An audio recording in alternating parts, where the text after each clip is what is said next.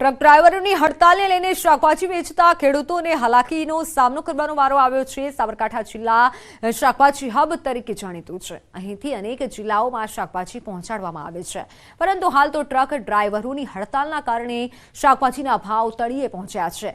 ખેડૂતોથી વેપારીઓને પણ ભારે નુકસાન થઈ રહ્યું છે અને ભાવ પણ ગગડી રહ્યા છે।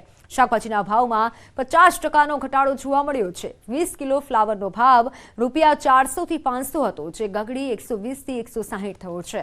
શકરિયા કે જેનો ભાવ ₹500 હતો તે 300 ને પાર પહોંચ્યો છે। હડતાલ લાંબી ચાલશે તો શાકભાજીના ભાવમાં મંદી આવવાની શક્યતા છે। અને ભાવ તો એકદમ નીચો જ આવી ગયો છે। આમાં કરવાનું શું?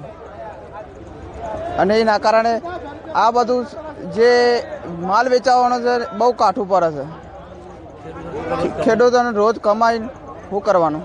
ટ્રાન્સફરવાની હડતાલના લીધે અમારો જે શક્કરિયો 2 દિવસ પહેલાં 20 થી 25 રૂપિયા જે કિલો જતો એ આજે હડતાલના લીધે અમારે 12 થી 15 રૂપિયા વેચવાનો વારો આવ્યો છે। એટલે આમાં ખેડૂતોને જો દરરોજ લાવીને વેચી અને કમાવાવાળા છીએ એટલે અત્યારે બહુ આર્થિક નુકસાન અમારા થાય છે।